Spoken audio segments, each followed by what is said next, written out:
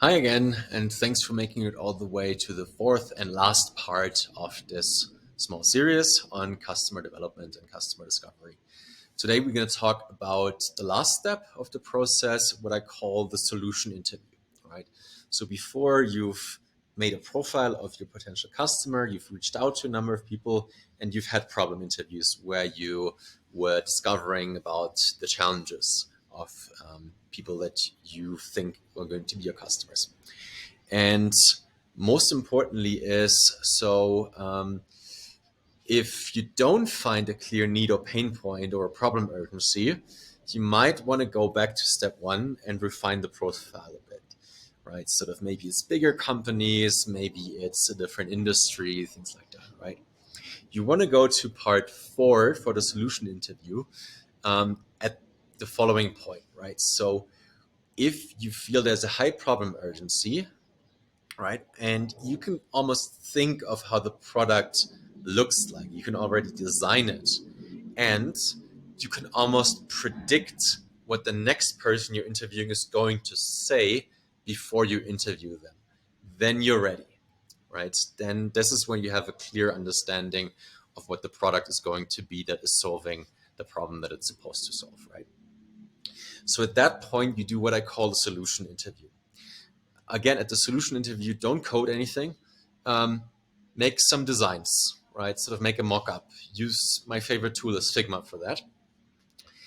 And make designs of the product and how it's going to be.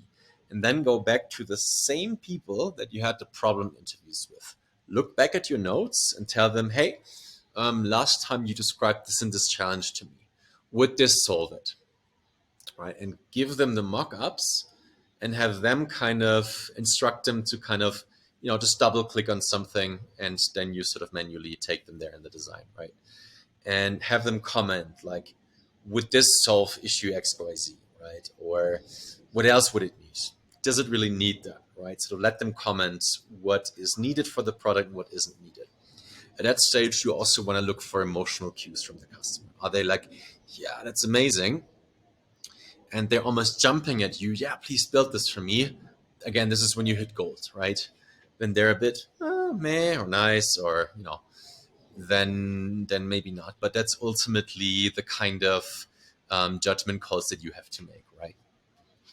And when there's a very clear enthusiasm from the person on the other side, offer them to buy it. Like, hey, it takes me 2 months to build it. Would you be willing to pay X for it, right? And can you sign a letter of intent for that, right? Or, you know, this is kind of a currency that gives confidence to investors, for example, if you want to raise money for it.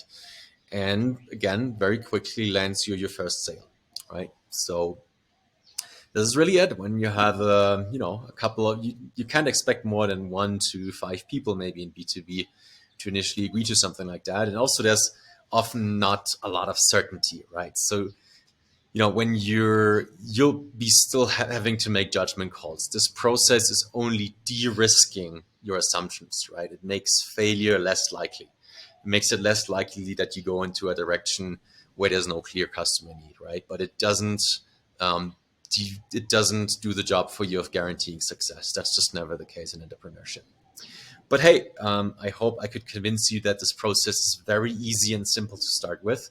You don't need to pay for any tools, and anyone can do it. There's really no excuse for it, right? So it takes 2 to 4 weeks maybe to talk to 10 to 20 people. And after you've done it, oh boy, believe me, you'll look at what you first initially thought, what you wanted to build, and you're like, I'm much smarter now. So please let me know in the comments what worked for you and what didn't. If you want me to talk more about something, I mean, there's lots to know. There's books written about that. I just try to make it into a very short course on this. And let me know your feedback, and let me know if you face challenges that are specific to your business, and maybe I can help with that. I'll leave my contact details in the description. Thanks for watching, and I hope to be talking soon.